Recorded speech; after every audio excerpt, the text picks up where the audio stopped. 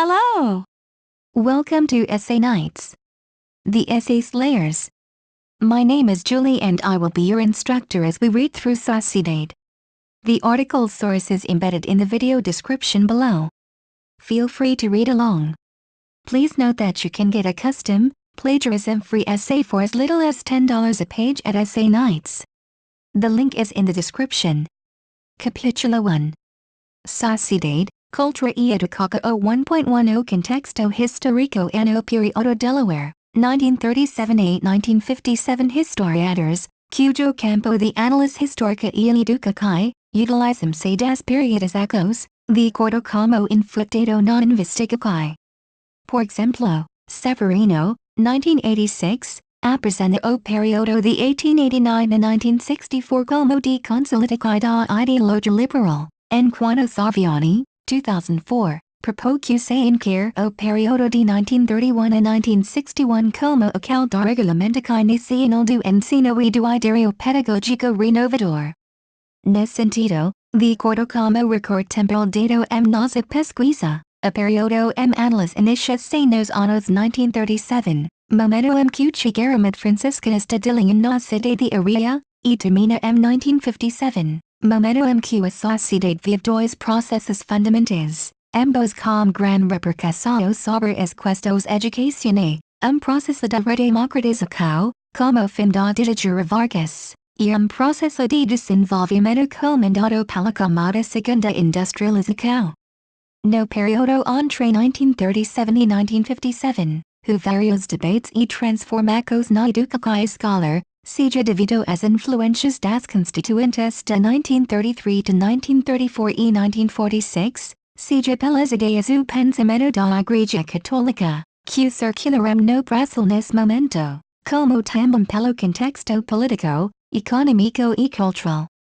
Contudo, do mesmo modo que o avanço no setor educacional na realidade Lima, fez com que algumas localidades do Brasil ganhassem com as práticas educativas, mesmo levando em consideração a adaptação às especificidades nacionais necessárias à sobrevivência aqui das franciscanistas de linha, acredita-se na possibilidade de uma contribuição historiográfica do ensino e da educação nacional através das práticas educativas das Farsa Limas.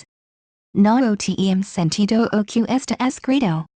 Retirar tudo isso os anos iniciais da década de 1930 são marcados por diversos conflitos, advindos das transformações econômicas, políticas, sociais e culturais que ocorriam no Brasil.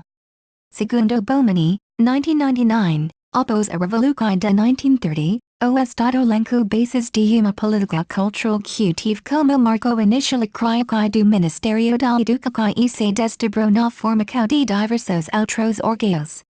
O Estado Novo foi instituído, oficialmente, em novembro de 1937, e marcou, sem dúvida alguma, a inserção de uma nova cultura política no país, que agregou as bases para a formação do atual Estado brasileiro, direcionadas prioritariamente para as áreas educacional e trabalhista, que configuram as principais etancos do Estado varguista.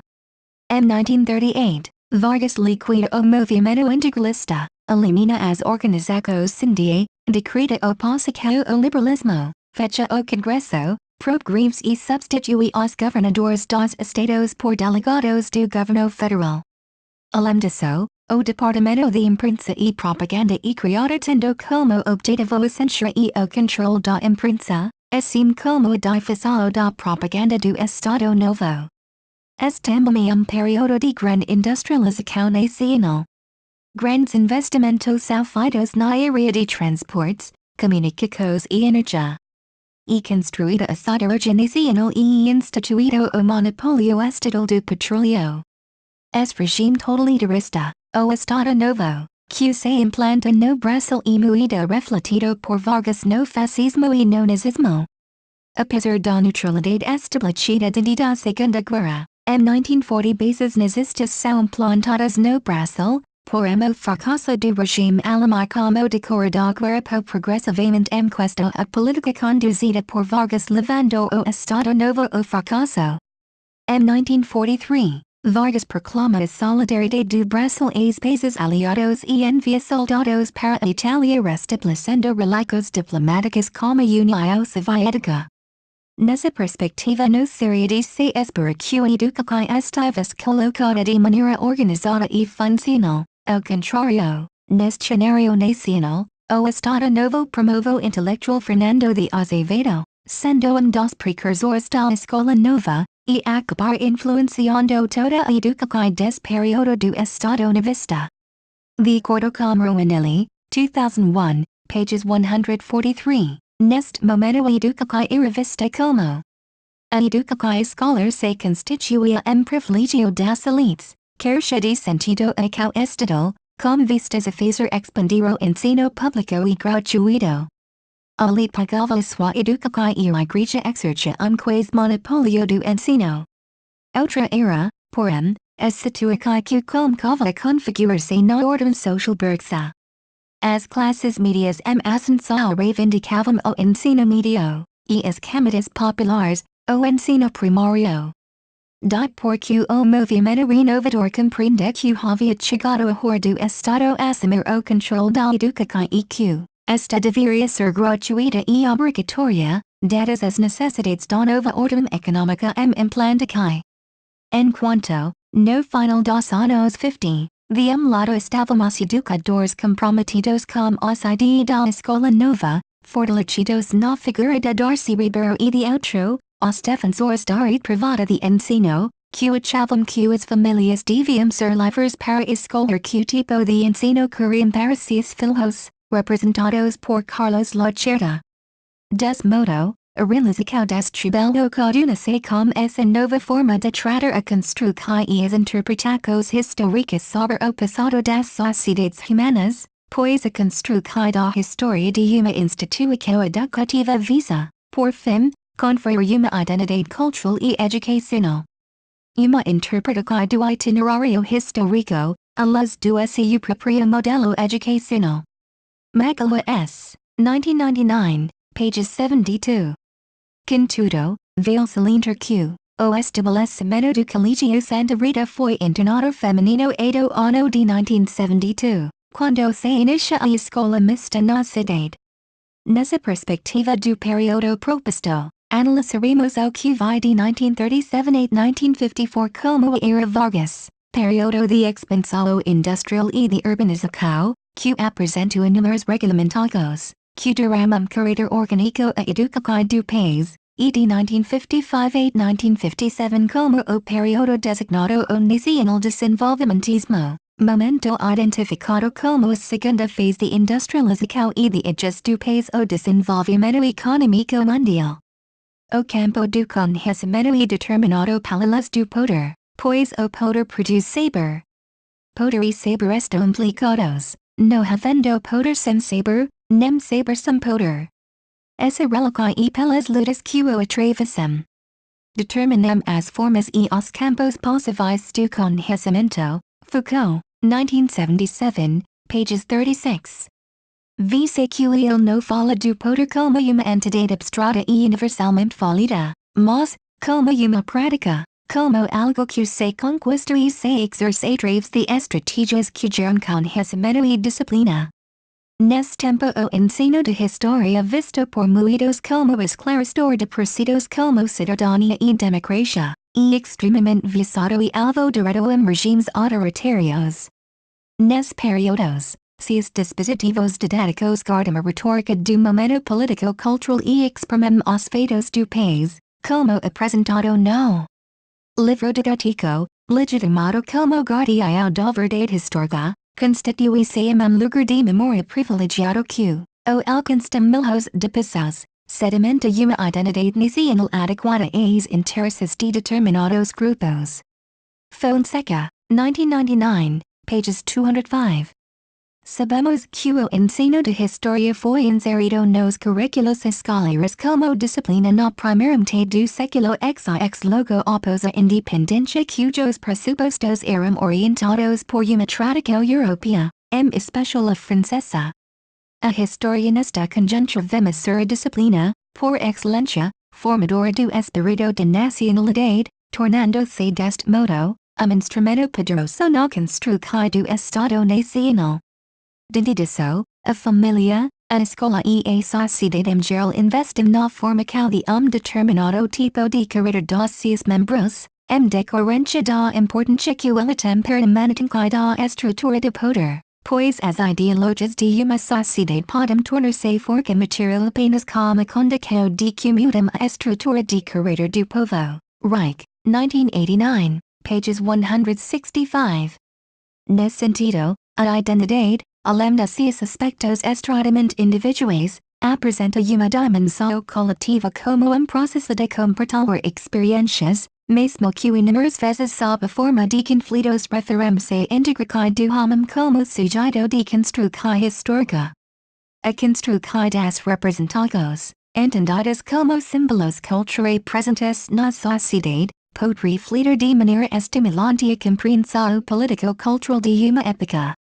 O ensino nas escolas consolida modelos de educação destinados a desencadear nos alunos novos valores e novos modelos formadores. Grifo nosso, estas considerações remetem-se ao período temporal da nossa pesquisa sob o aspecto de compreender como a educação no período da era Vargas estava estabelecido e proposto para inserção nas escolas através de seus currículos e programas educacionais na idealização de nacionalismo e pensamento autoritário, volvido para o grande ideal que orientou a maioria das secus da era Vargas, a promoção da unidade nacional.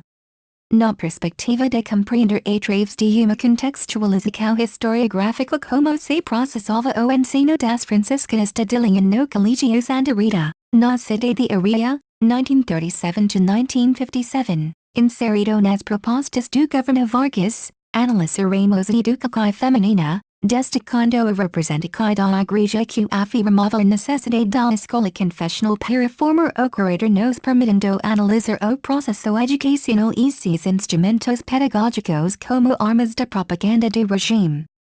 1.1.1 Projeto Educacional Varguista e institucionalização da história como disciplina nos currículos escolares como campo específico de saber no Brasil deve ser inserido num projeto político mais amplo em que estava em jogo a construção de uma história do e para o Brasil após a independência. Nesse aspecto, institui-se o lugar da história como saber articulado na produção e organização de projeto de nação no qual se produzia o passado a partir de encadeamentos de eventos e feitos organizados. Se tratando da história ensinada nas escolas, enquanto campo de conhecimento medo como tempo conforme suas relações como debate científico de uma forma geral e como ciências humanas em particular. Somente nos 800 conseguirem estatuto científico, com processos metodológicos guiados da investigação, com objetivos definidos, levando a maior puramente a sabedoria herdada dos séculos XVII o ensino de história durante muito tempo confundiu-se como história sagrada, isto é, como história bíblica, que era ensinada nas escolas onde a influência de igrejas cristas era expressiva. A partir dos tempos modernos, direcionado a formação das elites, sobretudo dos herdeiros dos tronos europeus, que o ensino de história ganharia importância. No século XX, a construção de uma identidade nacional passa a ser destaque na educação, emissário de elaborar uma história nacional e de difundê-la por meio da educação e mais precisamente do ensino de história, na função de formação moral de crianças e jovens através do conhecimento dos feitos notáveis da história do Império, dos princípios cristãos e da doutrina da religião católica. A história nesse contexto e por excelência a disciplina formadora do espírito de nacionalidade, tornando-se deste modo, instrumento poderoso na construção do Estado Nacional. A preocupação dos intelectuais e políticos da época, considerados a classe dominante, estava direcionado como a formação da nacionalidade e da identidade nacional brasileira e que essas ideias deveriam ser defendidas e implementadas na vida social por meio de símbolos, alegorias, rituais e mitos. No entanto, a discussão da questão da identidade nacional torna-se mais intensa no início do século XX, Cuando se procuraba romper como certa sobre proposico entre historia sagrada y historia profana. Foi como objetivo que se introduziu, anos 900, a disciplina escolar instrução moral e cívica, ligado ao ensino de historia que visava refrescar os sentimentos patrióticos dos cidadãos. Parabomini, 1999, como auxílio do Ministério da Educação e do Departamento de Imprensa e Propaganda, DIP, o governo autoritário do Estado Novo articula uma dupla estratégia de atuação na área cultural voltada tanto para as elites como para as camadas populares. Nos livros publicados aprofundava-se a temática da cultura negra, indígena e caipira. Através da literatura proletária e do romance regionalista fazia-se as críticas dos valores da sociedade patriarcal e oligárquica identificados como o tempo passado.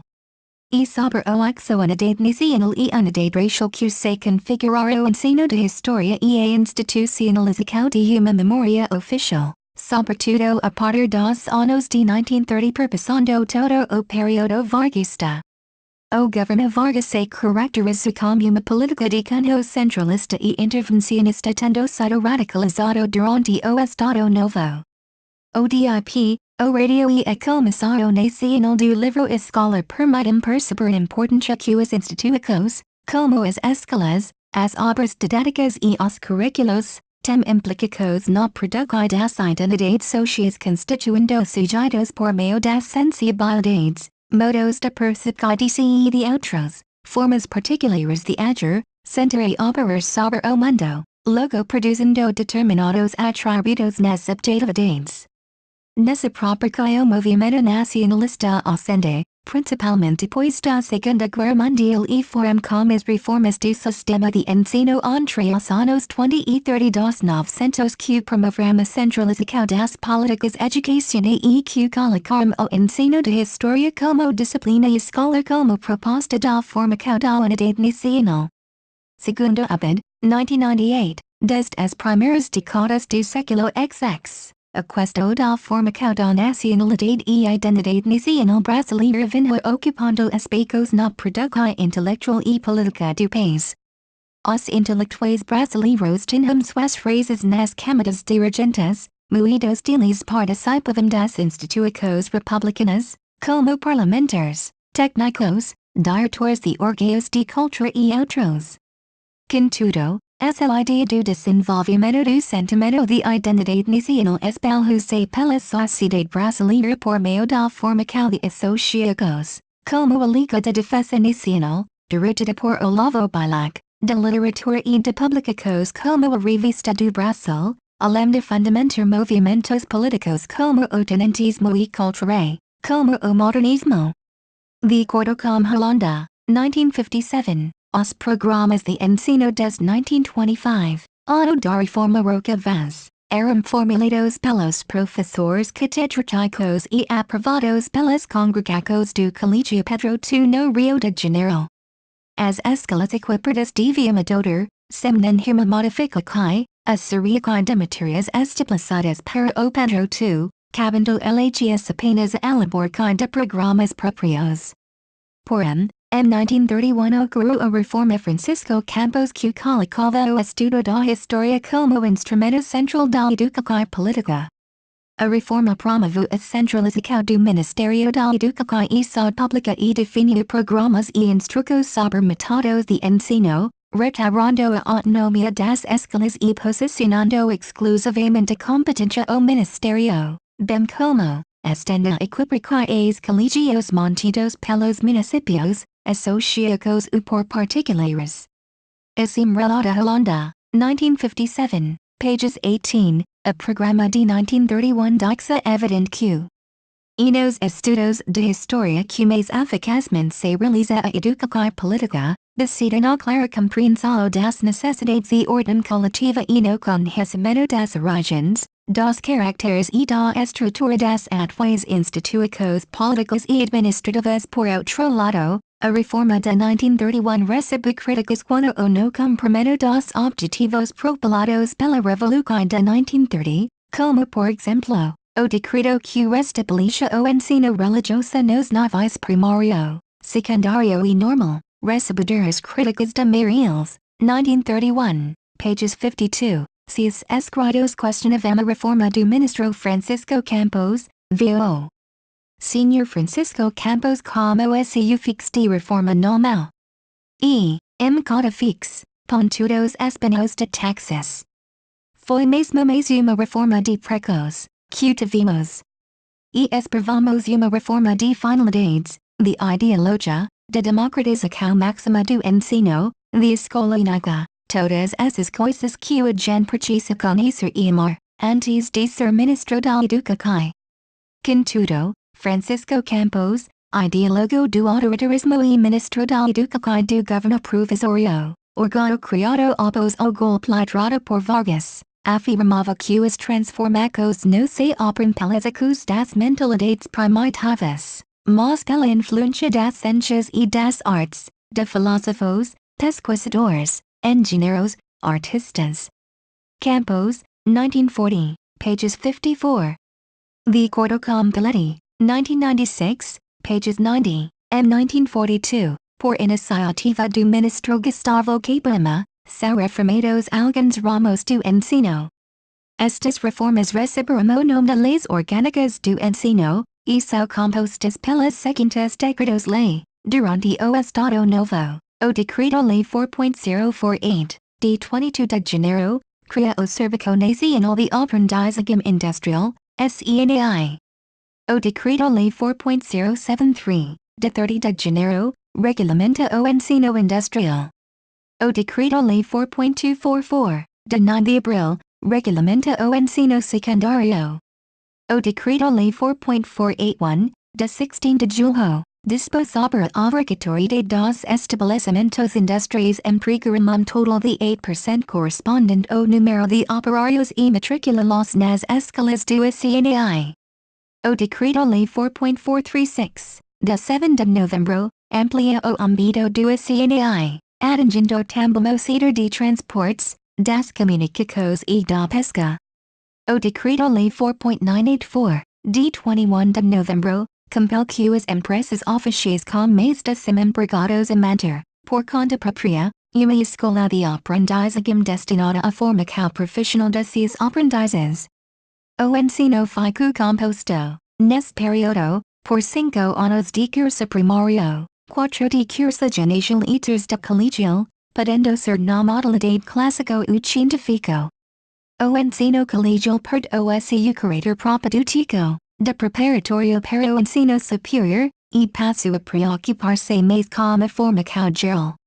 Apesar desta divisão do ensino secundário, entre clássico e científico, a predominância recaiu sobre o científico, reunindo cerca de 90% dos alunos do colegial.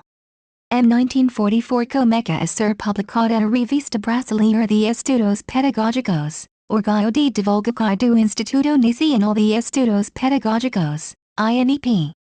Segundo Romanelli, 1993, pages 52, As Conquistas do Movimento Renovador, influenciando a Constituição de 1934, foram enfraquecidas nesta nova Constituição de 1937, período que marca uma distinção entre o trabalho intelectual, para as classes mais favorecidas, e o trabalho manual, enfatizando o ensino profissional para as classes mais desfavorecidas.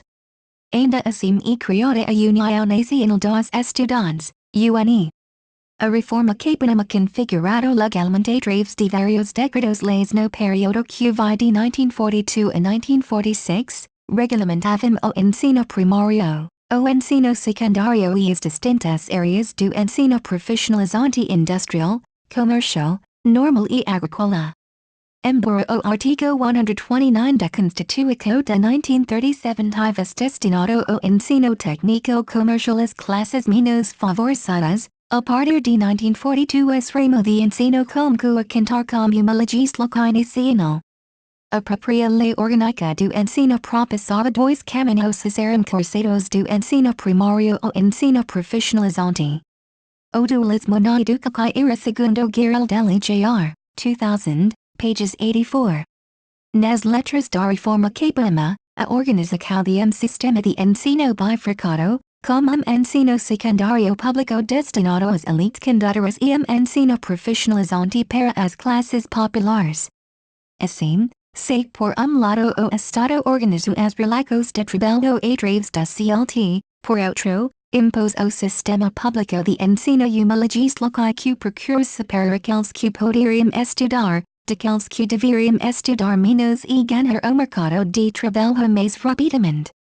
Sendo assim, para os estudantes provenientes das camadas médias e altas da sociedade estava destinado a crescer o primário, depois o secundário seus dois ciclos, o ginásio e o colégio, e finalmente a profissionalização no ensino superior. Para os filhos de famílias procedentes das camadas baixas estava designado conseguir uma vaga em escola pública, a qual não era garantia para todos e assim possivelmente cursar o primário que contava como quinto ano, preparatório ou exame admissório ao ginásio e depois entrar no ensino secundário profissionalizante também em dois ciclos, o primeiro de 4 anos e o segundo de 3 anos, para enfim, poder cursar o ensino superior em uma cadeira correspondente à habilitação no ensino secundário. As estudantes que fizessem o ensino normal, por exemplo, só poderiam frequentar o ensino superior em dos cursos da Faculdade de Filosofia. Apesar do processo de centralização objetivada pela reforma, o Colégio Pedro II era ainda referência no sistema educacional do país e seus programas voltaram a ser enviados para os demais estabelecimentos, públicos ou privados. Nas instruções metodológicas trazidas na reforma de 1931, que acompanhavam os programas e currículos estavam destinados a orientar dos professores para o exercício de sua prática pedagógica e destacava a importância da história como um instrumento para o desenvolvimento do patriotismo e do sentimento nacional. Esse feito fica bastante evidenciado nos livros didáticos publicados de acordo com os programas oficiais, sobretudo nos capítulos que tratavam especificamente da formação do sentimento nacional brasileiro 1. Para Chervil, 1990, pages 180, a disciplina, e em qualquer campo que se encontrar, a modo de disciplinar o espírito, cuidar de elucidar os métodos e as regras para abordar os diferentes domínios do pensamento, do conhecimento, da arte. Por isso, tanto homens quanto mulheres, aprendem através da socialização e do processo em geral, caracteres que passam a exercitar. Desde os programas alguns feitos que evidenciavam a preocupação com a formação nacional ocupavam lugar destacado no ensino de história. Três pilares eles recavam a unidade nacional brasileira, unidade étnica, unidade administrativa e territorial e unidade cultural. Os axis em torno dos que os programas se estruturavam tinham significados relacionados à formação do Estado Nacional, a formação do povo brasileiro, a organização do poder político e ocupação do território brasileiro 2.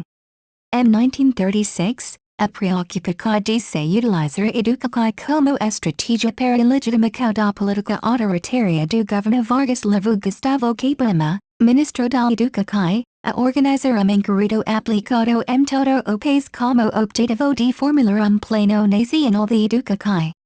No ideário do governo de Vargas o modelo pedagógico estava centrado numa educação totalitária e anti-individual. Manipulando o saber a ser construído, o Estado afirmava que caberia a ele imprimir a instrução pública cunho intelectual e disciplinador, na proposta de moldar a mentalidade do povo por meio de processo hegemônico. Esse modelo educativo arrastava uma tradição historicamente ensinada, e necessária aos interesses elitistas da sociedade naquele momento, na perspectiva de formar não somente os indivíduos, mas também uma cultura que vem por sua vez penetrar, moldar, modificar a cultura da sociedade global. Chervil, 1990, pages 184. Em 1942, ocorreu a reforma Gustavo Capanema que restabeleceu a história do Brasil como disciplina autônoma e confirma como objetivo a formação moral e patriótica, pois estudar a história da pátria era motivo excepcionalmente cívico para a formação de uma consciência nacional. Através do conhecimento do passado, Os individuos crearum e reafirmarium OSCU apego a nacionalidade, a patria. A reforma Gustavo Capanema cristalizou este entendimento que vinha tornando-se orientação educacional do país. Paradangelo, 1998, o regime autoritário do Estado Novo articula uma dupla estratégia de atuação na área cultural, voltada tanto para as elites intelectuais como para as camadas populares. Ao mesmo tempo em que incentivava a pesquisa e a reflexão conduzidas pelos intelectuais reunidos no ministério que fiado por Gustavo Capanema, o governo estabelecia uma rígida política de vigilância em relação às manifestações da cultura popular. A propaganda do regime foi facilitada pelo controle dos mais variados meios de comunicação, e seus instrumentos principais foram o rádio e a imprensa. Uma informação apresentada por Gomes no livro, História do Brasil para quarta série fundamental. São Paulo, Edicos e Publicações Brasil, 1941. 2 item. Observa-se que os interesses que o Estado Novo apresentava em relação à educação conjugava-se nas formas conservadoras de ação e representação a proposta de doutrinar os indivíduos, utilizando de seus órgãos institucionais fontes essências na formação da consciência nacional. Como isso destacamos os objetivos que concorriam ao ensino de história, considerada como disciplina formadora dos cidadãos. O ensino deveria oferecer aos alunos o conhecimento da disparidade das sociedades e sua evolução.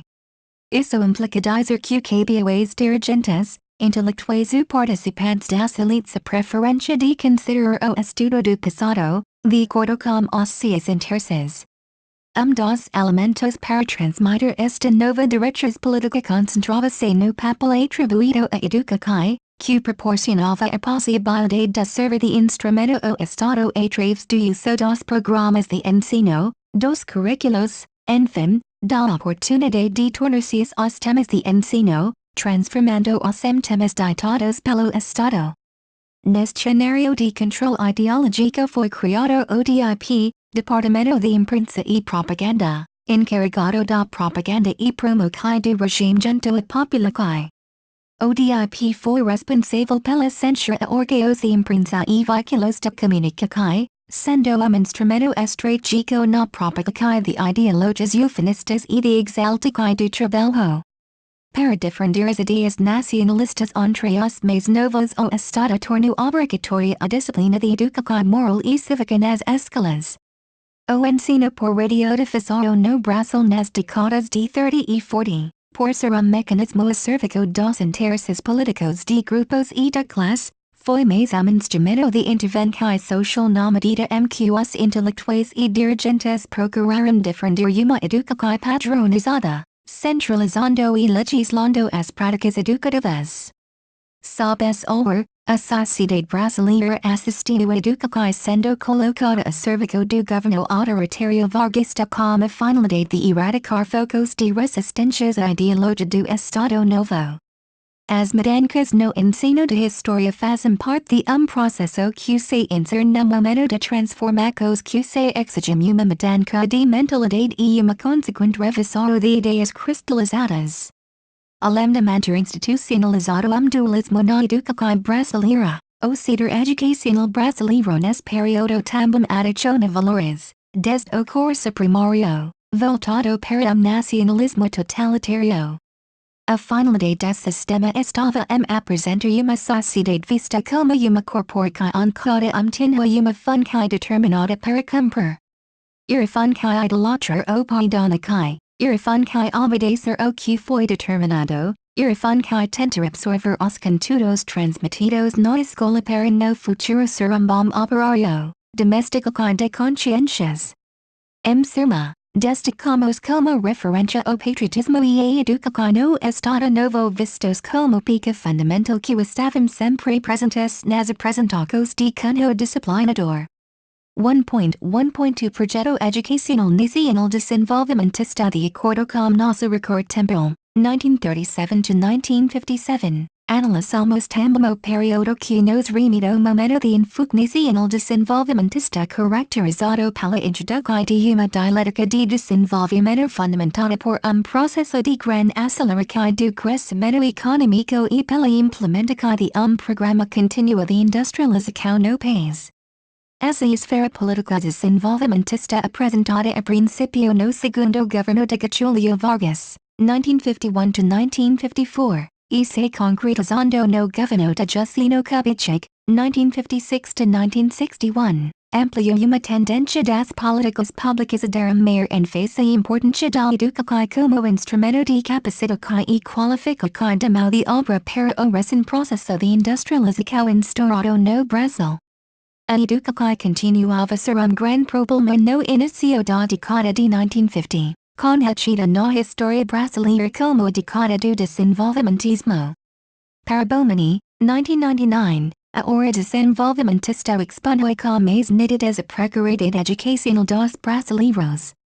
No entanto, o objetivo da educação estabelecida no governo de que direcionada o desenvolvimento industrializante na época frisava primeiro formar as classes dirigentes para que defendesse de forma positiva no destino do país. Segundo dar aos trabalhadores e seus filhos ensino técnico e de especialização para que esses pudessem desempenhar funcos dentro do mundo produtivo com mais eficácia e qualidade, principalmente nas fábricas automobilísticas que se instalavam no Brasil.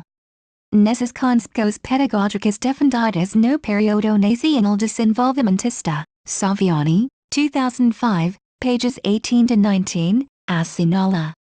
Seu período situado entre 1930 e 1945 pode ser considerado como marcado pelo equilíbrio entre as influências das concepções humanista tradicional, representada pelos católicos, e humanista moderna, representada pelos pioneiros da educação nova. A partir de 1945 January se delineia como nitidamente predominante a concepção humanista moderna. A ênfase no desenvolvimento econômico do país, como pressuposto para o desenvolvimento das demais instâncias da sociedade, produziu uma inversão do papel do ensino público, colocando a escola sob as designas do mercado de trabalho, passando a concepção produtivista a moldar todo o ensino brasileiro por meio da pedagogia tecnicista. Trotta Boris, 1997, que o período opôs ao Estado Novo resultou embates quanto à necessidade de projeto nacional de educação. No ano de 1946 foi promulgada uma nova Constituição que, em relação à educação, pouco diferiu da Constituição anterior, de 1934. Em 1948, foi encaminhado à Câmara Federal projeto de lei para se discutir as bases da educação nacional, que, somente 13 anos depois, em 1961, foi promulgada como a primeira lei de diretrizes e bases da educação nacional. Os grupos que participaram desses debates foram os católicos, representando os interesses da iniciativa privada, e os renovadores defendendo a responsabilidade do Estado pela educação. Os renovadores lançaram então, em 1959, documento, o Manifesto dos Educadores mais uma vez convocados redigido por Fernando de Azevedo e assinado por 189 pessoas. que enfatizavam o dever do Estado sobre a educação. Grifo nosso. Tratava-se de uma referência ao manifesto lançado em 1932 pelos mesmos educadores, o Manifesto dos Pioneiros da Educação Nova, na proposta de reviver a plataforma daqueles que ficaram conhecidos como os pioneiros da Escola Nova, que buscava mudar dos cidadãos e o dever do Estado para uma educação pública, obrigatória, liga e gratuita. Por outro lado, sabe-se que apesar da separação da Igreja e Estado a partir da proclamação da República, a Igreja continua atuando sobre a vida nacional, através da educação. A superioridade em número de colégios católicos, em especial para as elites, bem como a tradição católica da população brasileira, permitiu que a Igreja tivesse uma ampla atuação sobre a sociedade. Contudo, o Manifesto de 1959 foi divulgado em meio a debate sobre o ensino básico que não era novo, mas se tornou mais intenso por uma série de razões. Alemna se estar vivendo uma situação crítica, era preciso definir o papel do Estado de educação. Segundo Andreotti, 2006, pages 111, os debates se encaminharam pela centralização ou descentralização dos sistemas de ensino, ou seja, pelo estabelecimento do que deveria ser da competência da União dos Estados. Vale notar que, por interesses diversos, houve uma confluência de ideias, os renovadores defendiam a descentralização, como crítica ao caráter autoritário do período anterior e respeito às diferentes regiões. A Igreja, por esse turno, defendia a mesma coisa, mas por outros motivos, como uma crítica ao amplo poder da União, o risco de se atingir as liberdades individuais e propagar a ideologia de Estado laico. Concomitantemente, podemos observar que a discussão da reforma do ensino secundário se inicia na gestão de Francisco Campos, 1931, no Ministério da Educação, porém foi na gestão do ministro Gustavo Capanema que foi promulgada, em 9 de abril de 1942, a Lei Orgânica do Ensino Secundário, também conhecida como Reforma Capanema. Para essa lei, foi estabelecido no ensino secundário primeiro ciclo de 4 anos de duração, denominado ginásio, e segundo ciclo de 3 anos. Es último ciclo, que na reforma planejada por Francisco Campos apresentava 3 opgos, passou a ter apenas 2, o curso clássico e o científico.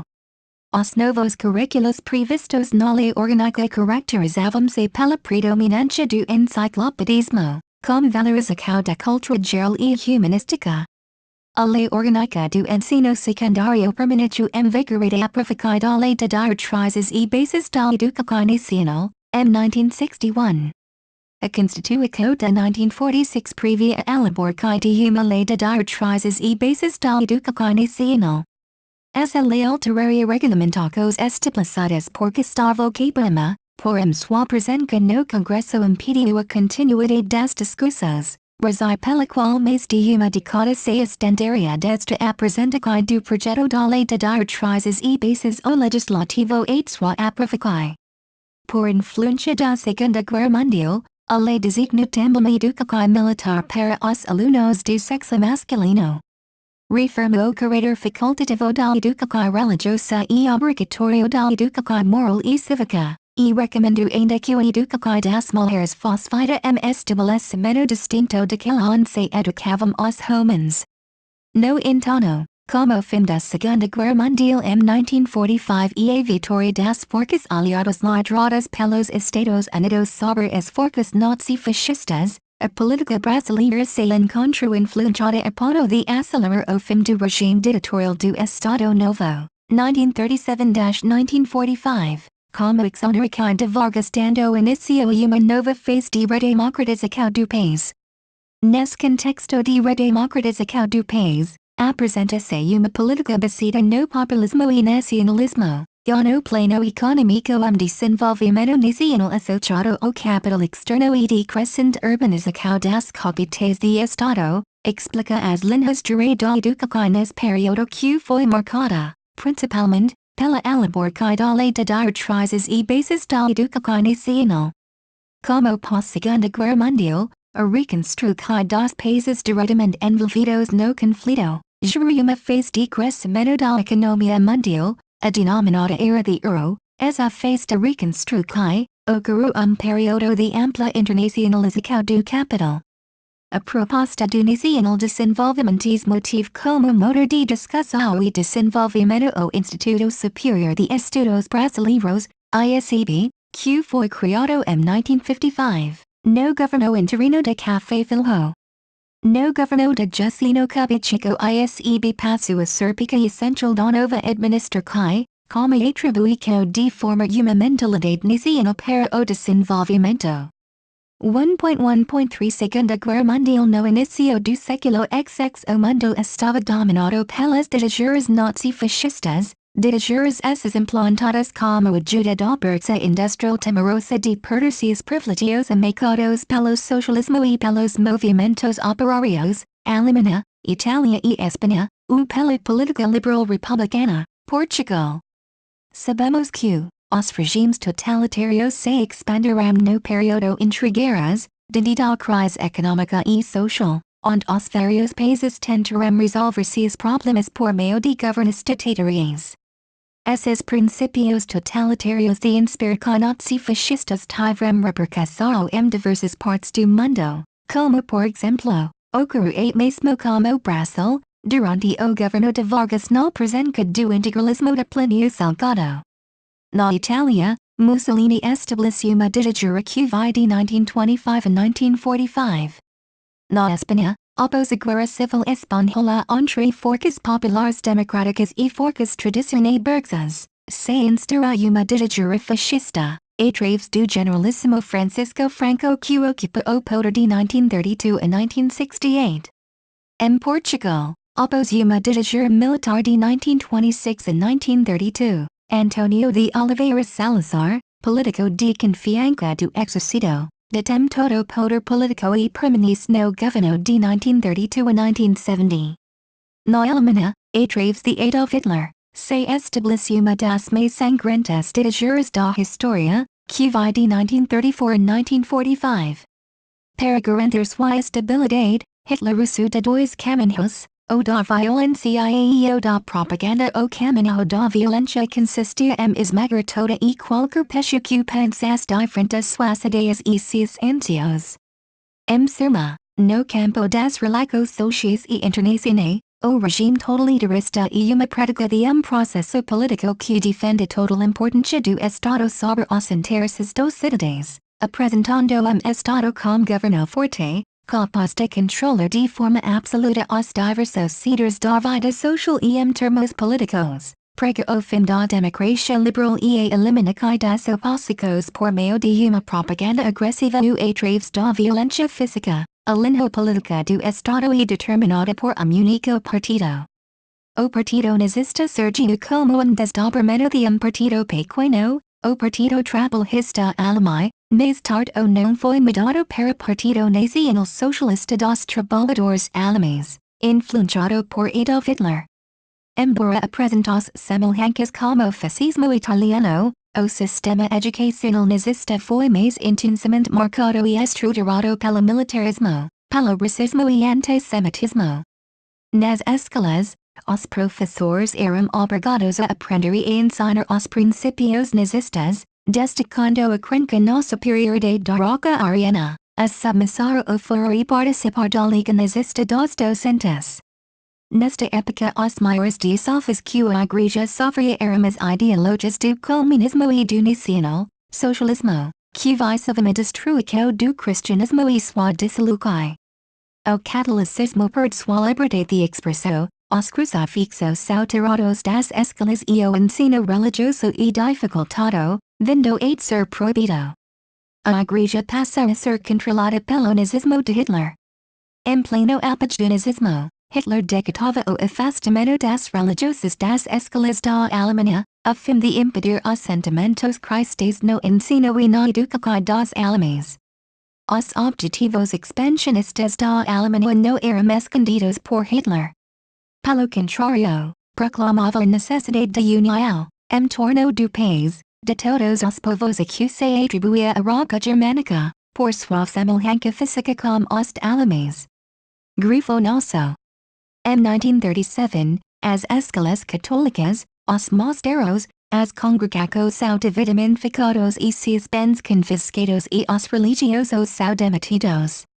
A política do nazismo atingiu a congregação das franciscanas de Dillingen fazendo com que as escolas particulares de ensino médio e superior engajadas na difusão da educação cristã entre os jovens fossem fechadas.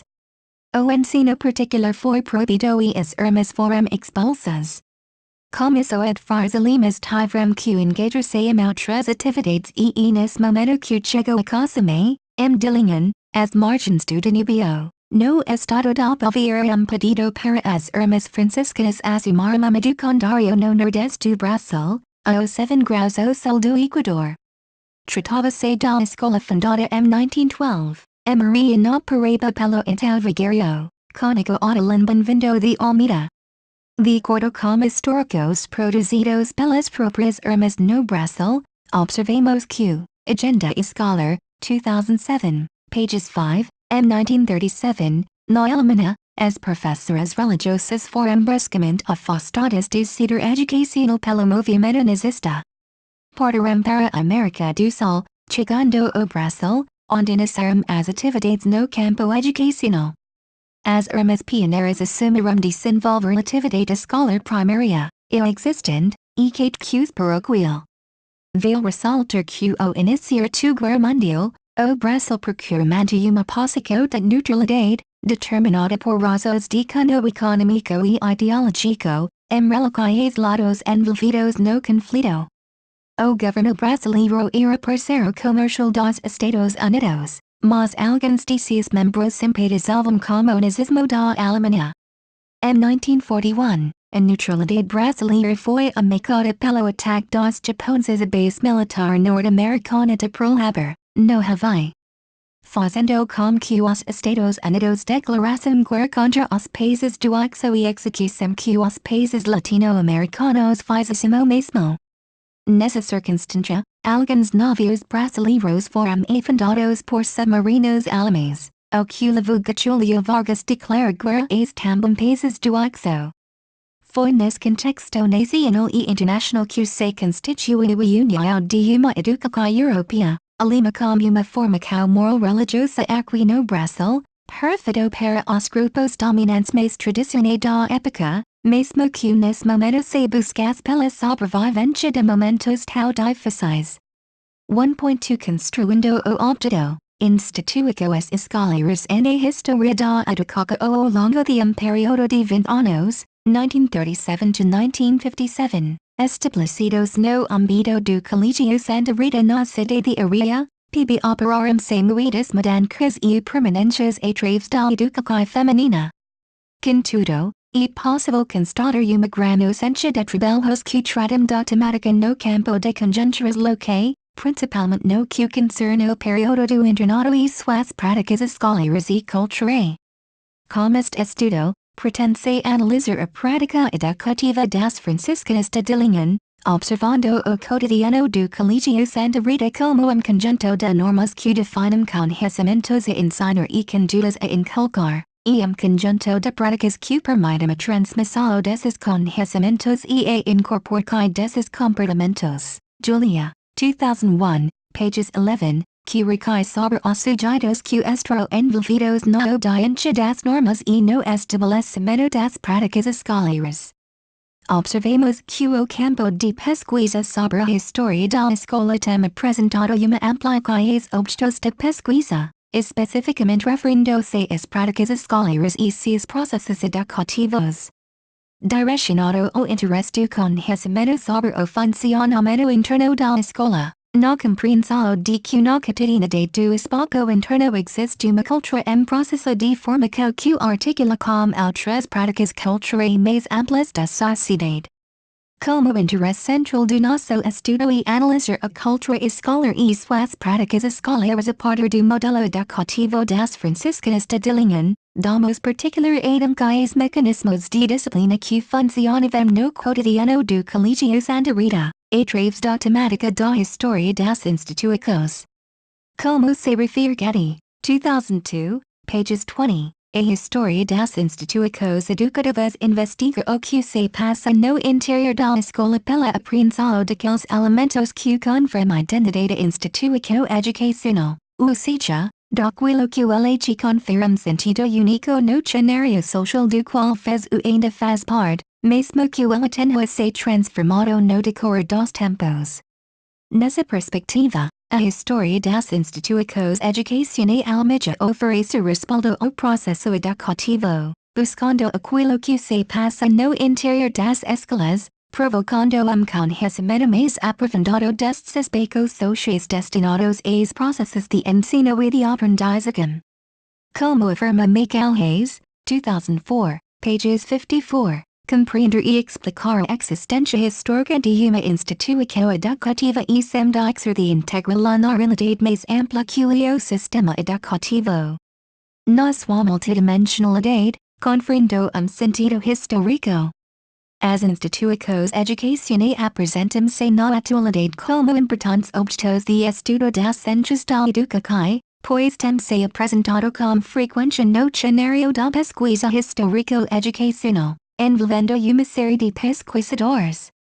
Considerar-se os processos pedagógicos demonstram fazer complexo e desafiador, pois a escola é campo de ação sujeitos individuais e coletivos, produtos e predadores de interesses, resistências, marcados por experiências, valores e normas. No entanto, considera Oliveira e Gatti Jr., 2002, page 75, q. Entre os vários dispositivos que constituem uma instituição educacional, chama a atenção sua estrutura espacial, arquitetura, plantas, normas de construção dos prédios, comumente normatizadas por projetos estabelecidos pelo governo, impondo o cenário de uma determinada cultura escolar.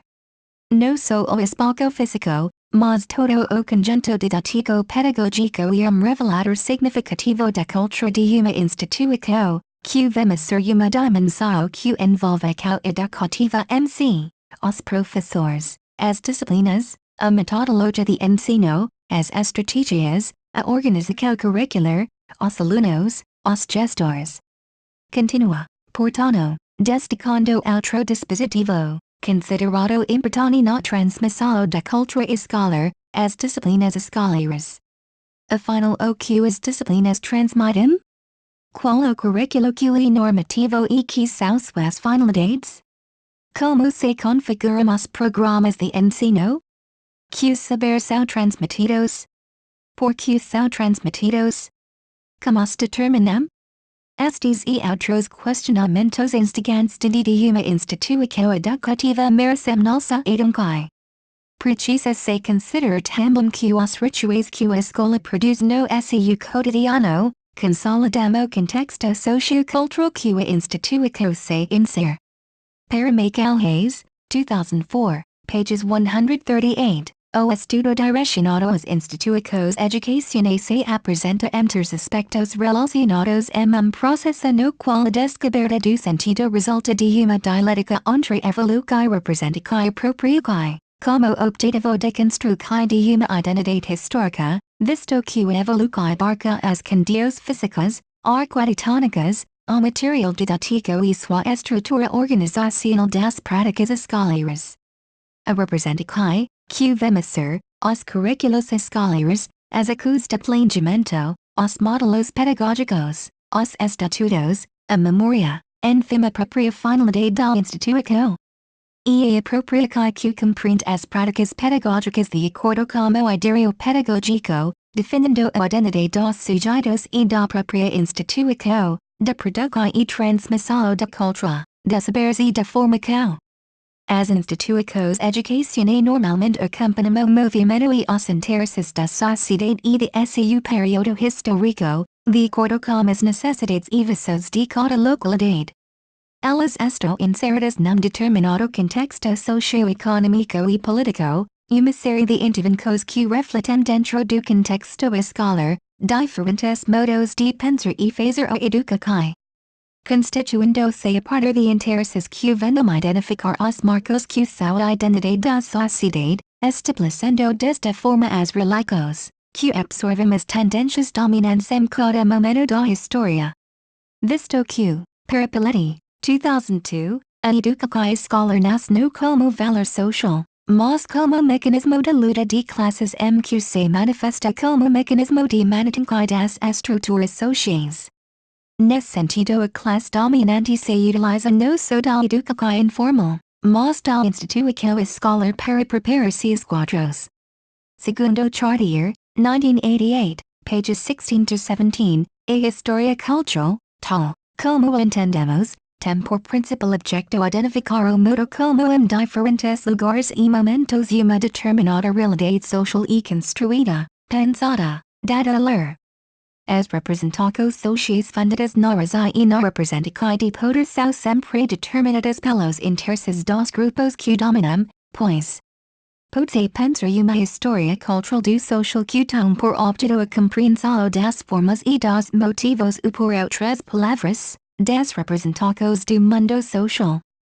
Peritano, procurare nestes construcos, analizar de como as ideias obrigadas no periodo pesquisado, 1937–1957, influençaram e ajudaram a formar os representados sociais na cidade de Areia PB, onde educação serviu como elemento de coerção social e manipulação para as elites, visando a necessidade de estruturar e expansionismo do interior. Como se relacionando com desenvolvimento cultural da cidade de Areia, podemos observar uma apreciação pelos moldes europeus instituídos no período de sua construção de valores, movidos por uma época de grandes enganos, espírita econômica, política e social, em que podes associar Areia a terra civilizada e intelectual. Portanto, as tendências dominantes que rondavam a cidade de Areia se passivam nas expansões de progresso que surgem como desenvolvimento das tecnologias da revolução industrial na Inglaterra, que junto como capitalismo foi se tornando global e que causava mudanças na vida das pessoas, envolvendo-as num processo de transformação dos seus hábitos cotidianos, nos seus modos de perseguir e mesmo nos reflexos instintivos, como explica Pesavento, 2005, pages 39, as representados construídos sobre o mundo nosso se colocam no lugar deste mundo, como fazem com que os homens percebam a realidade e podem. A sua existência. São matrizes geradoras de condutas e práticas sociais, dotadas de força integradora e coesiva, bem como explicativa do real. Indivíduos e grupos dão sentido ao mundo por meio das representados que constroem sobre a realidade. Observando isso, esses representados construídos como ideia de progresso que circulavam especialmente na Europa e Estados Unidos foram acolhidos por parte das sociedades, que passou a realizar obras e adotar valores que associavam Areia a uma terra civilizada como ponto de referência em desenvolvimento.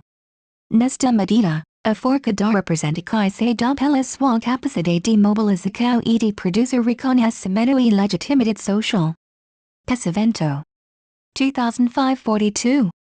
Sendo assim, aquele que temo poder simbólico de dizer e fazer sobre o mundo temo controle da vida social e impor sua maneira de estabelecer classificações e divisões, de propor valores e normas, que orientam o gosto e a percepção, que definem limites e autorizam os comportamentos e os papéis sociais. Pode-se analisar que a cultura local não é apenas a prática de resgatar o passado no presente, mas uma cultura do povo como parte de processo histórico e social.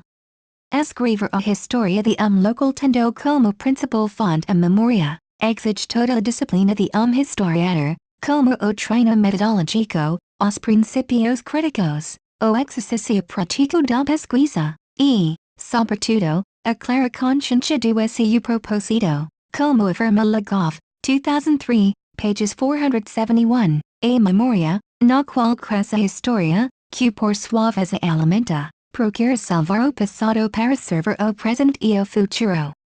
Devemos trabalhar de forma que a memória coletiva serva para a liberdade e não para a servidão dos homens. Quaisquer que sejam as limitações das histórias lo que elas preservam a memória de fatos que apaciguam de modo históricos havia esquecido, pois assim compreende Rodrigues, 1979, pages 25, qualquer lugar que tenhamos nascido e nele que nos tomamos consciência dos fatos que nos cercam, e nele que crescemos conscientes das particularidades que nos envolverão. Nisto está o valor da história local. Ela está sempre conosco, estejamos uno nela. De acordo com Rodrigues, 1979, percebe-se a valorização da identidade histórica que motiva o indivíduo a debruçar-se sobre o passado em busca dos marcos temporários que se constituem nas referências da lembrança. Tendo como referência estes considerados construímos o objetivo deste trabalho sob o aspecto de compreender as práticas educativas estabelecidas no cotidiano do internado do Colégio Santa Rita na cidade de Areia volvido para a educação feminina. A partir da escola do Colégio Santa Rita, bem como pelo interesse em pesquisar o cotidiano do internado na formação da educação feminina, tem por base dois aspectos fundamentais. O primeiro devido a uma questão pessoal, pois se trata do estabelecimento de ensino que foi aluna, no tempo do internado, e o segundo, como registro histórico e memória des período. No seu percurso histórico, uma instituição educativa como argumento, a ser construída com sua própria identidade, produz sua cultura escolar, que vai desde as práticas e condutas, aos conteúdos, inserido num contexto histórico que realiza os fins do ensino e produz pessoas. Nessa relada Frego in Vidal, 2005, pages 110, procurando estudar a escola na sua efetividade, os atuais estudos da cultura escolar e das práticas escolares contribuem para identificar as instituições escolares, para analisar a escola na sua historicidade, no seu real funcionamento, suas situações concretas, nas suas representações assumidas pelos sujeitos. A cultura escolar e entendida como conjunto de teorias, ideias, princípios e normas, regras, rituais, rotinas do cotidiano, hábitos e práticas, formas de fazer e de pensar, comportamentos. Nesse sentido podemos dizer que a instituição escolar como uma organização educacional e considerada como cultura, que atua na intercâmbio dos vários sujeitos no cotidiano escolar. De acordo com Gatti Jr., 1998, interessante perceber que a cultura escolar envolve o conjunto do fazer escolar, aquele que determina o que ensinar, o que inculcar, os fins a atingir, mais especificamente, o que transmitir. A escola faz e transmite cultura, por meio de seus conteúdos culturais. No entanto, a prática historiográfica brasileira sobre estudos vinculados ao campo da história da educação, principalmente relação à cultura tem crescido bastante nos últimos anos. Podemos destacar no campo de pesquisa sobre a história da escola e da instituição escolar, visando a utilização da cultura escolar como contribuição para se estudar a cotidianidade do espaço interno das práticas escolares, trabalhos os mais diversos encaminhados por pesquisadores como Xavier, 2003, Vega, 2004, Nunes, 1999, Fonseca, 2003, Chervil, 1990, Julia, 2001, e Vidal e Faria Filho, 2003, que apresentam relatos como a cultura e a língua no ensinar e no aprender. De acordo com Valdemar e Souza, 2000, pages 9, as pesquisas recentemente realizadas no Brasil sobre a cultura escolar abrangem uma grande variedade de fontes e apresentam-se justapostas a outras áreas de estudos já constituídas ou constituição. As práticas escolares cotidianas, a organização curricular prescrita e efetivada, os processos de construção do conhecimento escolar, os métodos de ensino, entre outros aspectos antes desconsiderados, têm possibilitado a construção de interpretações mais abrangentes e a compreensão da complexidade dos processos próprios da educação escolarizada. O próprio conceito de cultura escolar tem sido aplicado de diversas formas, sendo adotado pela ótica de cada pesquisador nas perspectivas de explicação das práticas internas da instituição escolar. Portanto, o olhar para essas práticas cotidianas da escola fixa-se nos acontecimentos silenciosos do seu funcionamento interno. Silenciosos sejam pela ausência de documentos ou por documentos pouco conservados, Goncalves e Faria e Filho, 2005, pages 33. Para Julia, 2001, pages 13, o uso da categoria cultura escolar apresenta-se como possibilidade de se abrir a secreta da escola, ou buscar compreender o que ocorre nesse espaço particular. Nessa perspectiva encontramos como referência teórica Chervil, 1990, pages 184, que relaciona cultura escolar na compreensão das práticas escolares, através do sistema escolar que forma não somente os indivíduos, mas também uma cultura que vem por sua vez penetrar, moldar, modificar a cultura da sociedade global. Contudo, as práticas escolares e culturais são normas que precisam ser entendidas de acordo com a sua finalidade, que varia segundo o tempo e seu contexto, podendo atender às questões de ordens diversas como religiosas, sociais, políticas ou econômicas, porém, por fimbricae sobre osugidos que estro inseridos no diancha desas normas e no estabelecimento das práticas cotidianas da escola. Pervino Frago, 2000, pages 100, a cultura escolar pode ser definida como conjunto de ideias, princípios, critérios, normas e práticas sedimentadas ao longo do tempo das instituições educativas. Significando assim dizer, que no interior da escola produzem-se modos de pensar e de atuar que proporcionam a todos os sujeitos envolvidos nas práticas escolares estratégias e pautas para desenvolver tanto nas aulas como fora delas condutas, modos de vida e de pensar, hábitos e ritos. Vineo Frago, 1995, pages 68 to 69. Entretanto, para se chegar ao comportamento considerado desejado pelas franciscanas de Dillingham, foi preciso investir na formação do caráter através da disciplina e do poder, mediante a criação de convictos de modo a formar mulheres capazes de cumprir seus deveres em todas as circunstâncias da vida. De start, entra-se na altura objetivo da disciplina, a obediência que, certamente, é o mais significativo do processo educacional, pois impõe limitacos, determina obrigações, define gestos e atitudes, codifica especos.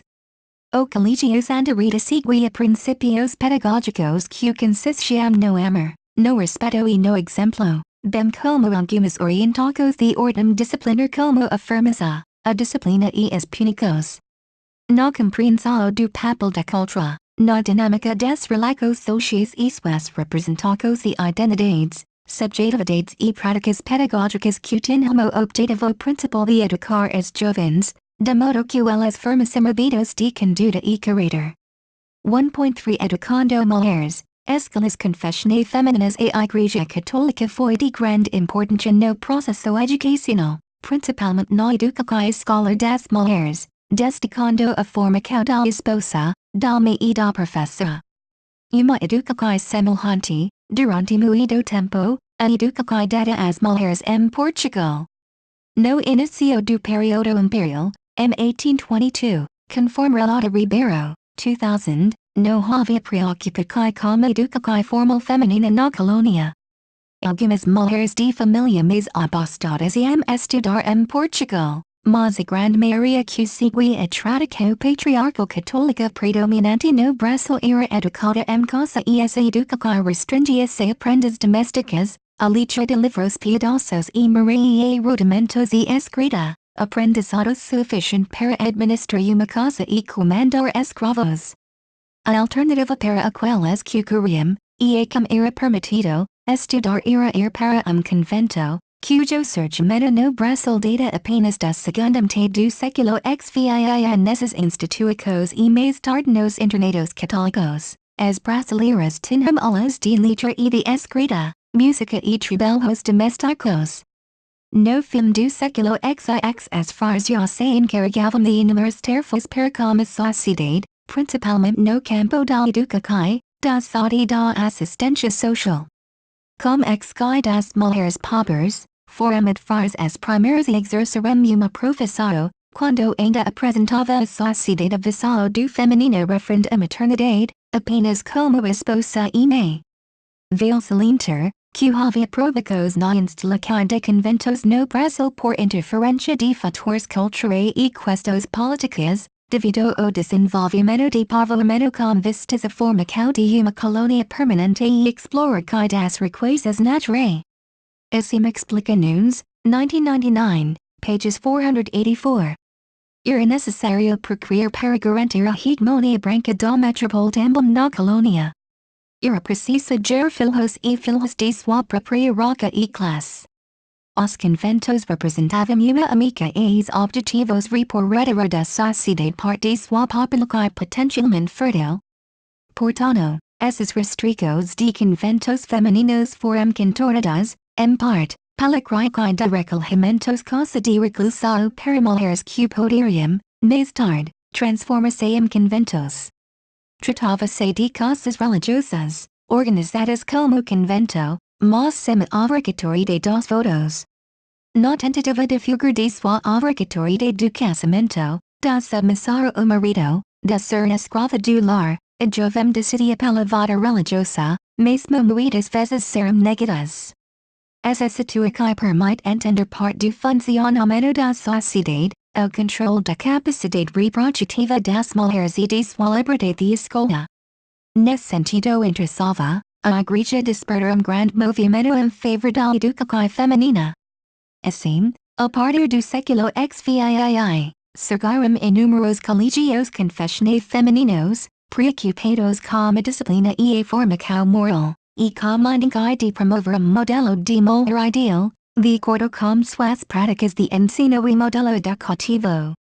Além de controlar os matrimônios, os conventos cumpriam ainda outra função social, a de resolver o problema das mulheres desviadas. Insubmissas, elas escapavam a autoridade e o controle de pais e maridos rejeitando as normas de conduta que elas eram impostas. Enclausadas contra a própria vontade, por motivos trágicos ou romanescos, noivados abandonados ou fortunas perdidas, quando se tornava difícil casar bem todas as filhas, a solução era encerrada no convento. Os conventos ou recolhimentos não foram apenas espaços para viver piedosamente submissas à religião, mas dos poucos lugares em que aprendiam a ler e a escrever. Do século XX apresentavam-se tradições centros de cultura que abrigavam meninas para serem educadas e bem instruídas no espaço das letras, artes, manuseio dos bordados, música, acusações e culinárias. A respeito, diz o primeiro historiador Parabano, Machado, 1912, pages 424, foi o convento uma das coisas mais regulares da ordem, e existiam religiosos divergentes e saber. Com a proclamação da República e a separação legal da Igreja e do Estado, as normas do Concílio de Trento passaram a centrar a cal religiosa em torno dos sacramentos, para os que a figura do padre torna-se indispensável. Ainda que a República formalizasse a separação da Igreja Católica do Estado, permaneceria como dominante a moral religiosa, que apontava para as mulheres a dicotomia entre Eva e Maria. O poder disciplinar que perpassa a reformação feminina e reforça os preconceitos de inferioridade em relação à mulher propagado e construído pelos aparelhos do Estado, em especial a família e a escola, que veiculam valores que servem para reformar uma determinada forma de ser mulher. Sendo assim, ocorre uma necessidade de público mais dócil às novas normas as que tornam as mulheres alvo privilegiado da ação da Igreja. A incorporação das mulheres pela instituição do em virtude da pretensão de diminuir ou anular o poder do legado masculino. No entanto, as mulheres se beneficiaram de algumas iniciativas católicas dessa época, sobretudo no campo da educação, mas também com a crítica das associações femininas de piedade. Dessas iniciativas, a mais carregada de efeitos para as mulheres foi a crítica de uma reformatóvel de escolas católicas, sob a direção de religiosas estrangeiras. O século XX presenciou ainda desenvolvimento rápido das escolas para as meninas, que tiveram as religiosas como elementos fundamentais. Assim explica Nunes, 1999, pages 492, ao lado do modelo de clausura, uma outra forma de vida conventual então aparece, as congregações religiosas de vida ativa. Diferentemente das freiras enclausuradas do período colonial, elas têm o projeto alguma forma de atuação social. Sua imagem é dar uma de caridade, boa, solicita, atuante e dedicada aos necessitados. O trabalho educativo nos colegios, o cuidado dos doentes, das crianças e dos velhos em orfanatos e asilos constituirão suas principais atividades. No entanto, o interesse da Igreja no campo da educação e o apoio do governo tornarão possível as congregações estabelecerem seus colegios. Eles conquistarão espaços sociais cada vez maiores, seus efetivos se multiplicarão e, enfim, a vida religiosa feminina solidificou-se suas raízes em nosso país.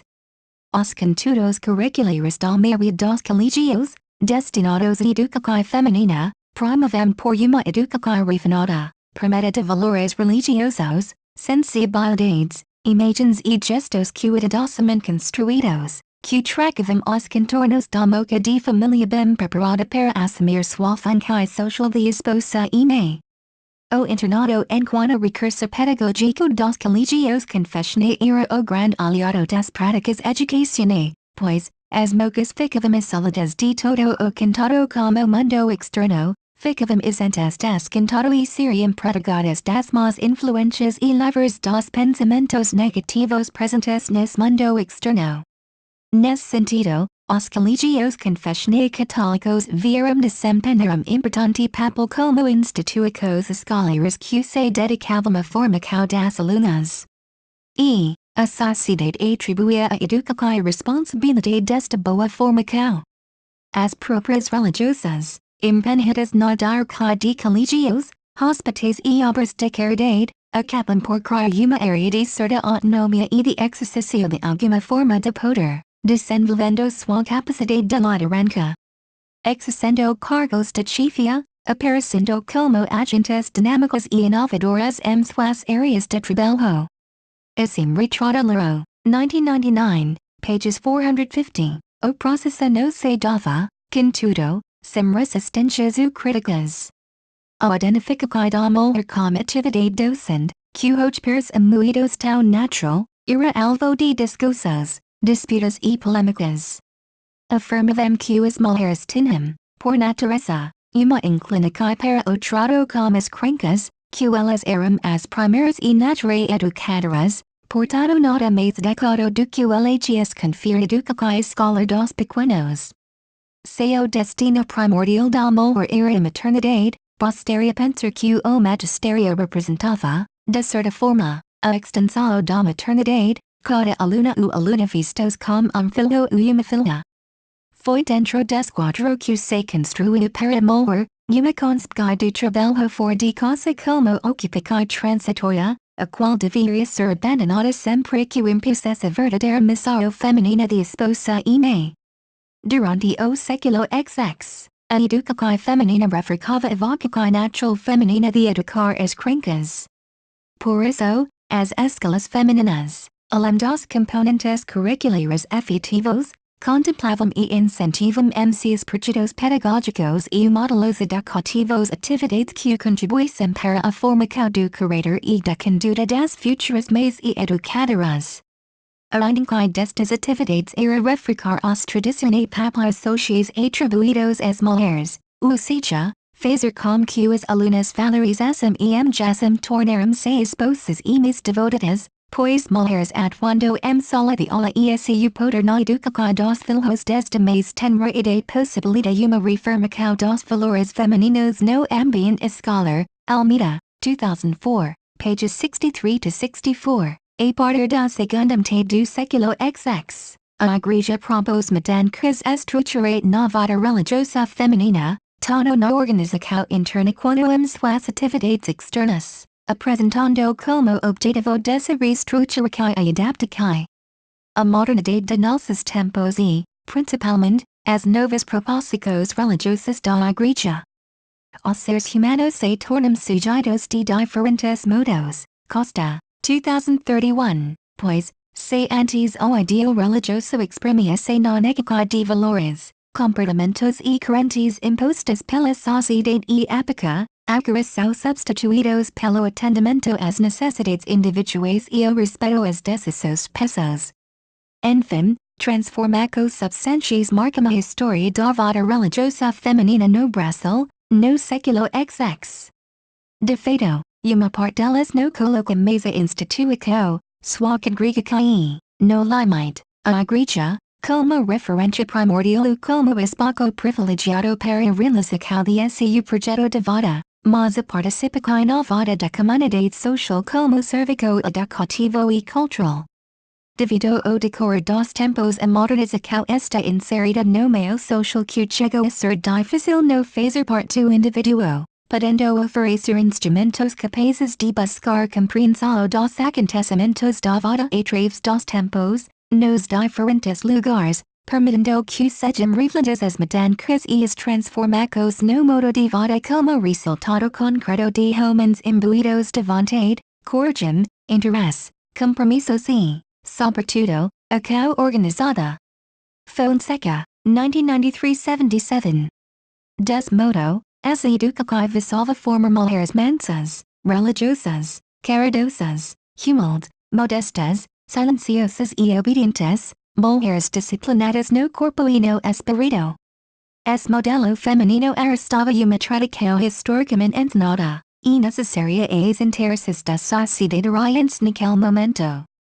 Para isso, o Colégio Santa Rita seguia princípios pedagógicos seculares que consistiam no amor, no respeto e no exemplo, bem como algumas orientações de ordem disciplinar como a firmeza, a disciplina e os púnicos, pois congregavam-se os esforços para fornecer uma sólida formação intelectual, mas enfatizavam da sobremaneira a formação moral e religiosa que propiciava a formação do caráter e das condutas de suas alunas. Dentro disso, fica evidente que essas características tidas como constitutivas da natureza feminina, na verdade são aprendidas através da socialização e do processo educativo a que elas se acham submetidas, como se os mecanismos de modelagem e de disciplinamento, bem como, na construção de identidades e representações sociais. 1.3.1 Escalas Normae de acordo com Almeida, 1958. A instalação da instrução primária destinada ao sexo feminino na Paraíba data de 1828, e a Maria instalou-se em 1836, redita pela senhora Ana Amelina Cavalcanti Chaves. Como ideal de boa educação Colégio Santa Rita, colégio confessional inaugurado em 1912 na cidade de Areia foi reconhecido como uma residência feminina, cujo trabalho tinha como elemento propulsor o processo formativo educativo, estabelecido no regime de internado. Esse colégio que se fundamentava sobre os princípios de autoridade e obediência, caracterizou-se por ser uma escola de refinamento da cultura e da sociabilidade de suas alunas, preocupando-se muito mais em torná-las damas suscetíveis ao convívio social, virtuosas e aperfeiçoadas, religiosas convictas, de tal forma que pudessem educar seus filhos nestes princípios. O então Colégio Santa Rita, antigo educandário Ginásio Santa Rita, para Mocas, foi fundado como escola normal, em 1937, pela ordem das Frailes Franciscanas de Dillingen, posteriormente ampliados com os cursos primários e ginásios. Havia a Maria dentro das escolas primárias, a instrução do latim e francês, pois o prestígio dessas línguas conservava uma base indispensável ao preparo dos conhecimentos superiores. Para escuria, com esses instrumentos de progresso procura despertar para a vida, buscar-se a si mesma no destino para que foi nascida, culio da fertilidade da inteligência. Almeida, 1958, pages 200. Observemos que, enquanto disciplina, a história de educação nascida no final do século XIX, desenvolve-se, sobretudo nas escolas normais e nos cursos de formação de professores e no, como se poderia supor, nos institutos de pesquisa e ensino da história propriamente dita. A área da educação está profundamente impregnada de ethos religioso. O discurso acerca do professor e da professora, tem persistido no caráter missionário de que o professor se revestiu deveria revestir. A influência religiosa se expressa na constituição da disciplina da história da educação, através de uma postura salvacionista, sob os diversos ideários pedagógicos que são concebidos como verdadeiras doutrinas e seus exponentes como sacerdotes propagadores de uma determinada verdade que contira as melhores propostas para solucionar dos problemas educacionais. As escolas normais são consideradas as primeiras instituições educacionais voltadas para a formação do professor primário, pois o surgimento dessas escolas está ligado à institucionalização da instrução pública no mundo moderno, ou seja, a implementação das ideias liberais de secularização e extensão do ensino primário a todas as camadas da população. Tomnuri, 2000, pages 62. No entanto, as escolas normais se apresentaram dentro da educação feminina como forma de direcionar o destino primordial da mulher, a maternidade, pois as alunas normalistas eram atraídas para o magistério por necessidade, Outros por ambicionar além das tradicionais becos sociais e intelectuais. Nes quadro se constrói para molhar uma conspecida de belho. Assim observa Kulasha, 1998, pages 63, a crítica de escolas normais públicas nas províncias tive de se acomodar o ensino secundário ministrado nos licus. Como resultado des processo. Emerge durante a primeira década de nosso século, todo o território nacional, uma escola normal essencialmente feminina, dotada de escolas modelo anexas destinadas à prática pedagógica, e que desencadearam o processo de profissionalização do nosso magistério primário. Aria se destaca toda a região pelo seu desenvolvimento social, econômico e político, baseado no desenvolvimento intelectual, a cultura e de participação ativa na história brasileira das revoluções populares e liberais. Devido ao progresso local eram exigidos altos níveis de ensino, este destaque apresenta a cidade como local de grande instrução educacional, inteligência e moral.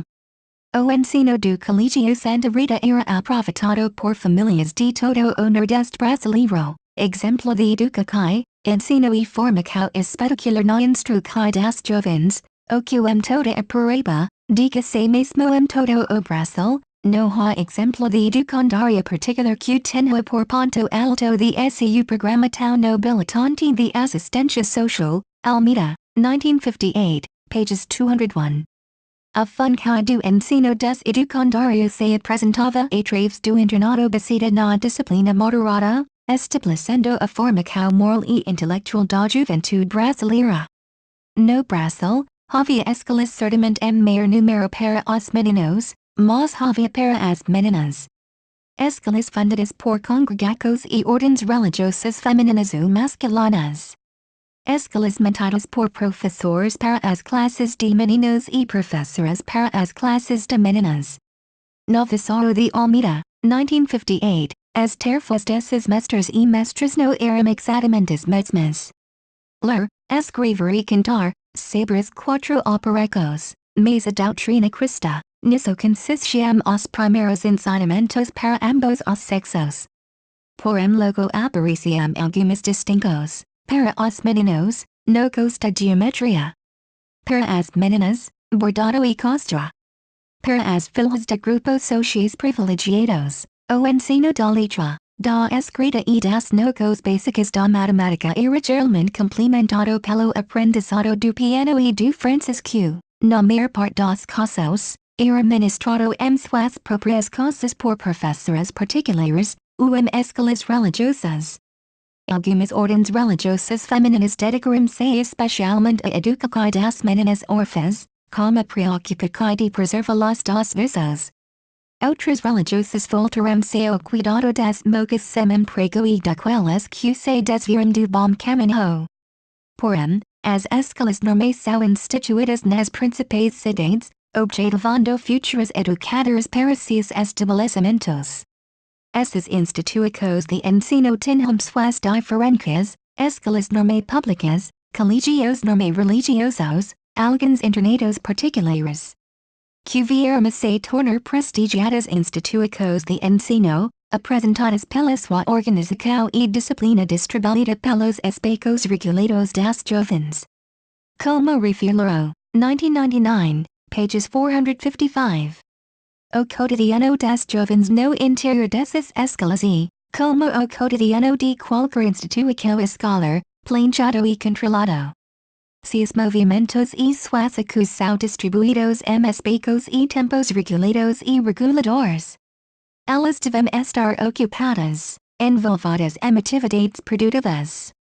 E importante notar que o tempo escolar constitui, em suas origens, como tempo disciplinar.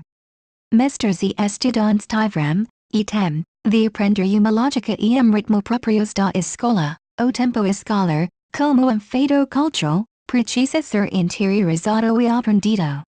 A instituição do Colégio Santa Rita na cidade de Aria preservava em sua concepção o trabalho da formação feminina cultural, intelectual e moral. O estabelecimento era de ordem religiosa estendendo-se para o internado de moças e formação de normalistas. Contudo, El curso normal foi fundado no Brasil em 1835, ano antes de ser instalada na cidade iria instrução primária voltada para a educação feminina, instituído na cidade de Niterói no estado do Rio de Janeiro, como refere Tomnuri, 2000, page 64. A primeira escola normal brasileira foi criada na província do Rio de Janeiro, pela lei N. Degree 10, de 1835 inches. El curso apresentava como uma escola para elite formando professores para elite, onde os que frequentavam eram do sexo masculino, porém, teria pouco sucesso. Enfrentando assim problemas como a baixa frequência e os altos custos vindo a ficar em 1849. Mesmo para as províncias mais abastadas foi impossível consolidar esse modelo de formação docente ao longo do século XX, como expressa Tomnuri, 2000, page 64. Em todas as províncias as escolas normais tiveram uma trajetória incerta e atribulada, submetidas a processo contínuo de crítica e extinção, para só lograr algum éxito a partir de 1870. Quando se consolidam as ideias liberais de democratização e obrigatoriedade da instrução primária, bem como da liberdade de ensino. A escola normal a princípio, deveria ter durado de 3 anos, porém, em 1885 ocorreu uma reforma reduzindo a existência do curso para apenas ano. A escola normal passou por uma reestruturação que envolveu desde a mudança do prédio e a mudança do nome da instituição, que passou a se chamar Escola Normal Pedro II, a partir de 1925.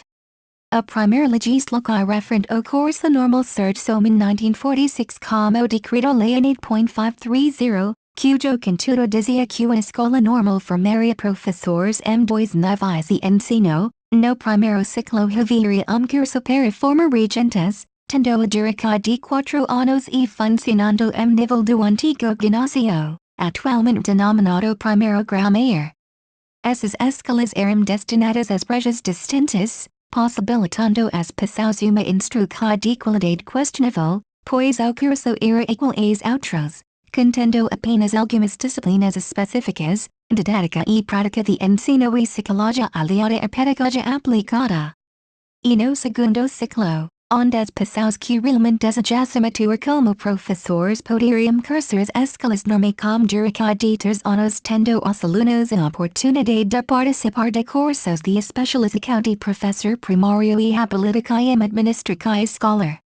Em 1961 e formada LDB, Lei Diretrizes e Bases, da Educação Brasileira, que não traz mudanças significativas. A estrutura do ensino que se constrói de primário, ginásio e cursos técnicos, estes últimos tinham disciplinas direcionadas a cada deles. 10 anos mais tarde em 1971, a LDB de N Degree 5.692 instala a criação de cursos profissionalizantes trazendo uma mudança estrutural para o curso normal. Esta de ser chamado de curso normal e passa a ser conhecido por curso de formação de professores. A LDB de 1971 sofre modificações como a lei de 1982 de N 7.044 que acaba com a profissionalização compulsória, mas não acrescenta nada à estrutura curricular do curso normal, pois os alunos continuavam se formando, obedecendo às exigências de currículo insatisfatório. Quando criado em 1835, o curso normal tinha o objetivo de formar professores para atuar no magistério de ensino primário, sendo oferecido em cursos públicos de nível secundário, hoje conhecido como ensino médio. A partir da criação da escola normal no Rio de Janeiro, várias províncias criaram ou tentaram estabelecer essas escolas a fim de formar o quadro docente para suas escolas de ensino primário.